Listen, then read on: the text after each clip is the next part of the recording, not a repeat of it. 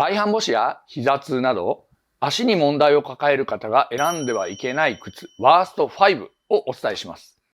皆さんこんにちは。日本で活動する足の専門家、中島武史です。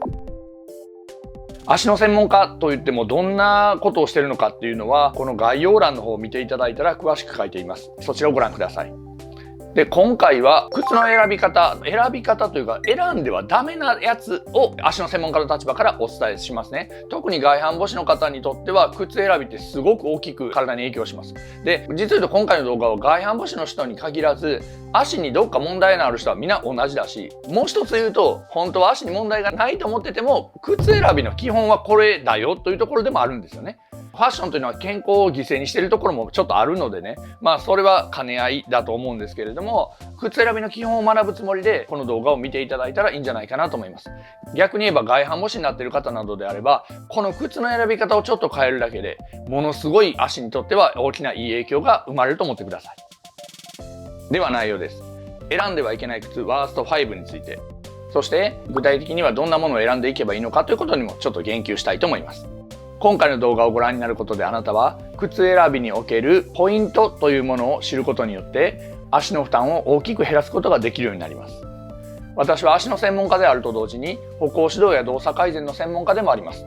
世の中に正しい健康情報を広めたいなと思ってこの YouTube を始めたんですが、 YouTube の動画が広がっていくかどうかは皆さんの押してくださる高評価ボタンとか、あとはチャンネル登録数とかコメントなんかによってどれぐらい広がっていくかが決まってるみたいなんですね。ですからこの動画が有益だなと思っていただいたり、多くの方が知ったらいいのになと思っていただいたら、高評価ボタンやチャンネル登録をよろしくお願いします。では、選んではいけない靴ワースト5。この5つをできるだけ避けるようにしてくださいねというやつですね。足に問題があればあるほどこれらを選んでしまうと影響は大きいと思ってください。では、まず1つ目ですね。安定しない靴です。安定しない靴っていうのは具体的に私は何を指しているかというと、この頃よくあるのは靴の底って普通フラットじゃないですか。フラットもしくはちょびっとだけ先がこうなってるのもあるけれども、基本フラットですよね。で、それがこんなクリンクリンの靴があるんですよね。靴底がこう丸くなってる靴。これはもう絶対にやめた方がいいですね。この靴のセールス文句は、クリンとこうなることによって進みやすいよ、歩きやすいよって言ってるのがまず一つ。で、あともう一つは、この不安定をぐっと支えて生きていくことで体が鍛えられるよっていう風な売り文句になってるんですよね。で、これはもうどちらも私たちからしたらもうちょっといやいや全然っていう風な話なんですけれども、まず一つは、そこが安定しないということはずっと踏ん張って生きていかないといけないっていうことなんですよね。体を鍛えたければその鍛える時間をとって鍛えていただいたらいいんですけど、不安定なのをこうバランス取りながら生きていくと無駄なところに力が入って生きていくことになります。で、本来であれば人間というのは力を入れないといけないタイミングと抜かないといけないタイミングがあるんだけれども、もちろんそうじゃないと体持たないですよね。で、それがずーっと常時力を入れていることによって無駄な力で、そして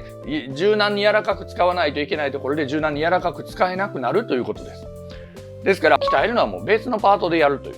で、このクリンとすることによって進みやすいということについてですけれども、これも自分で本当はその動きをしないといけない。その自分で動きをすることによって筋肉が柔らかくなったり硬くなったりして、足の血液や体液の循環を生んだりするところが、この靴底の丸まりのせいでやってしまうと、その動きが正しくできなくなってしまうんですよね。ですから本来自分がやらないといけない正しい足の歩き方、動き方を失ってしまうということにつながります。ですから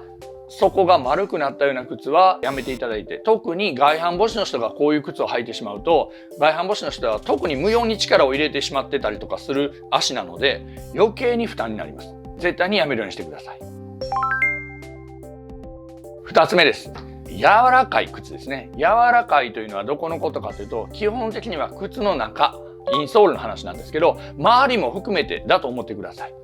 で、柔らかいがなぜ良くないかというと、なんとなくこのクッションがあるのはいい感じなんじゃないかなとか、柔軟に動けるのはいい感じなんじゃないかなと思ってらっしゃる方が多いと思うんですけれども、まず靴底の話で言うと、靴底が柔らかいとなんで良くないかというと、簡単に言えば砂浜を歩いてるみたいになっちゃうんですよね。砂浜で歩くと足の裏は気持ちいいですね。柔らかいし。ただ砂浜って歩くと疲れますよね。あれなぜかというと、不安定なとこ歩くのに無駄な力が入るからです。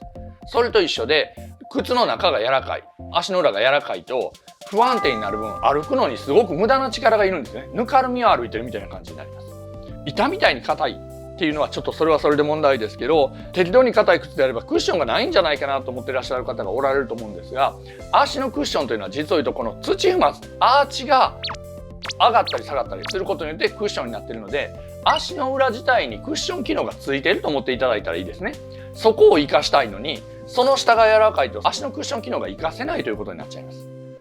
ですからまず靴底が柔らかいというのは避けていただく。そして周りもあんまり柔らかすぎると良くないんですけど、これはなぜかというと、特にスニーカーなんていうのは歩くのに適した設計になっているので、足が良くない方向に流れていこう、良くない足の動きをしようとするのをある程度保護して正しい動きの方に流してくれるような硬さがあるんですよね。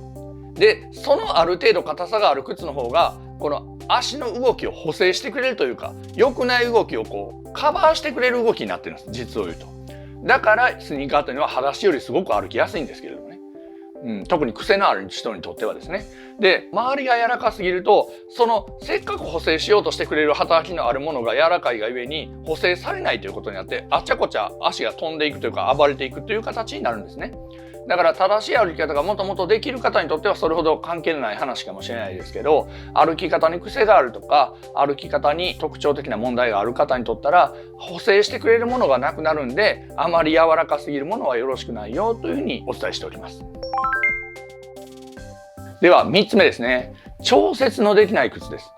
調節ができないというのは具体的にどういうやつのことを言ってるかというと、端的に言えばスリッポンみたいな靴ですね。要するに逆を言えば紐靴とか、このマジックテープの靴とか、ああいう靴だったらいいんですけれども、ここで締めることができない靴っていうのはできれば避けた方がいいですよというふうな言い方をしています。で、これはなぜかというと、足の大きさというのは使い方によっても変わるし、実を言うと朝と晩でも全然大きさは変わってるんですね。で、そうするとその時の状況に合わせて靴を締めてあげてぴったりさせないと中で動くことになるんです。で、中で動くルーズな靴を履いてると、そのルーズさをカバーしようとして脱げないように歩くような癖がついちゃうんですよね。踏ん張るような癖というか。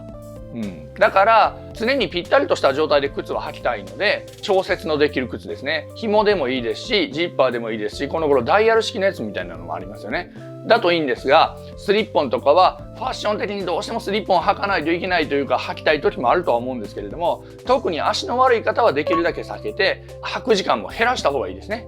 もう一つ補足でお伝えしておくと、中で動く靴が良くないという言い方で調節できない靴と言ってるんですが、靴の中がムートンみたいなふわふわっとしたのがあるような靴も同じような理由でお勧めはしないですね。私今これ撮ってるのが10月なので、これから冬の季節に入っていくんですけれども、足が寒いからといってこのファーというかふわふわっとしたのが入っている靴を履きたくなることはよくあると思うんですね、女性だったら。でもその状態の靴というのは中で足がものすごく滑りやすいんですね。ですから寒さ対策は別で考えていただいて、足が悪いという自覚のある人であればあるほどふわーっとしてる靴はできるだけ避けた方がいいと覚えておいてください。はい、では4つ目ですね。かかとがない靴です。かかとがないというのはちょっと高さの話ではなくて、分かりやすく言えばスリッパみたいなやつです。かかとがこういう風にない状態のスリッパみたいなやつですね。なぜスリッパが良くないかというと、外反母趾の人というのは特徴的に足の前の方で歩くという風な状態になっている人がほとんどなんですよね。足の前の方で歩くから簡単に言えば前に負担がかかりすぎて外反母趾になっていると。詳しい外反母趾の成り立ちに関してはこちらの動画、このサムネイルの動画で詳しく説明しています。オーバープロネーションというのが基本になってるんですけれども、こちらをご覧になっていただきたいんですが、端的に言えば外反母趾というのは足の前の方で歩いていると。ですからできれば本当は足はかかとで歩きたいんですね。体というのを横から見ていただいたら分かるんですが、体の真下ってかかとです。ですから歩くときは基本的にかかとで歩くようになっているのが人体の構造上普通なんですね。じゃあ足の前の方というのはいつ使うかというと、走ろうと思ったりスピードを上げようと思ったら前傾していきますよね。前傾すればするほど足は前の方で蹴るような動きになっていきます。だから走るときに使うような場所ですね、ここはね。で、普段歩くときは体が起きていく分だけかかとで歩く形になるはずなんです。で、ただスリッパというのはかかとで歩いてしまうと脱げそうになるんですよね。だからどうしてもスリッパ、かかとが包まれてない靴を履くと前の方で歩く癖になります。で、そうすると外反母趾の人は余計に負担になります。またスリッパというのは基本的に締めることができないんで中で動きますよね。これ3つ目でもお伝えしましたが、中で動くのを踏ん張ろうとして、しかも前の方で歩く。これ最悪なんですね。ですからお家でスリッパを採用している方は、なんとかかかとも包まれるタイプのスリッパを探していただいて履くか、できればもう裸足の方がいいですね。これが日本だとそうなんですよ。外国なんかで室内は靴という方はそれほどそこは問題はないんですが、何せかかとがなくて突っかけタイプ、サンダルなんかもそうですけれども、外反母趾の方はサンダルを選ぶにしてもかかとにフラップがあるようなものを選んで、かかとがパカパカ脱げるような状態にはしないようにした方がいいですね。それだけでも全然負担は違います。はい。では5つ目ですね。かかとが高い靴です。先ほどはかかとが包まれてない靴、かかとがない靴と言いましたが、次はかかとの高さがある靴です。で、これは先ほど4つ目でもちょっとお伝えした足の前の方で歩くと外反母趾というのは負担がかかるというふうにお伝えしましたが、かかとが高くなれば高くなるほど当然足は前の方で歩くことになります。ですからハイヒールというのは確かに外反母趾に良くないんですよね。で、ただ多くの方が思っているのはハイヒールというのは先が尖っててこんな形をしているからよろしくない。この尖った形が外反母趾になるんじゃないかなと思ってらっしゃるようですが、問題はそっちじゃないんですね。問題は前で歩かないといけない習慣になるからということです。で、ただ場面的にどうしてもハイヒールが履きたい場合というのは、私たちのおすすめはハイヒール用のインソールというのが世の中あるんですよね。それを入れるとそのハイヒールがかかとで歩けるようになるんですね。で、そういうものを選んでいただくか、もしくはハイヒールを履く時間をできるだけ減らして履いたとしてもできるだけ高さの低いもので、履いた後にできるだけ足の使い方をもう一回かかと重心であることにもちゃんと戻すというのを気をつけることが重要ですね。では具体的にはどんな選択をすればいいかですけど、これはまたそのうち詳しい動画も撮ろうと思うんですが、とりあえずは今言った条件に当てはまるものを選ぶんですけど、選択で言えばどうしてもスニーカーというのがベストという話にはなってきます。で、女性の場合特にシューズというのはファッションから考える方は多いと思うんですが、足にもすでに問題がある方は将来的に歩けるかどうかの問題につながってくるので、スニーカーの時間をできるだけ増やす。で、私のおすすめはスニーカーとしてはニューバランスがすごくおすすめです。で、ニューバランスがなぜおすすめかという理由はこの動画で詳しく解説しています。このサムネイルの動画で詳しく解説していますので、こちらの動画をご覧になっていただいて、で、この動画終わりしなにもまたリンクを貼っておくので、よければご覧になってください。できるだけ足はファッションだけじゃなくて健康のことも考えて選択をするというのが大事ですね。いかがでしょうか。今回は選んではいけない靴の話をしましたが、ただ靴の影響は大きいものの、靴も大事ですが、あなた本人の歩き方の方もすごく問題なんですね。靴のせいで歩き方が良くはなくなっちゃったりとか良くなったりは多少するんだけれども、それより大きいのはご本人の歩き方次第です。ですから実を言うと外反母趾というのは歩き方を正せば治すことができるんですよね。で、具体的にそんな歩き方に興味のある方はこのサムネイルの動画、私たちは外反母趾を改善できる歩き方を提唱しているんですが、それをゆるかかと歩きと言います。そのゆるかかと歩きの具体的なやり方がこの動画のシリーズで解説していますので、よければご覧になってください。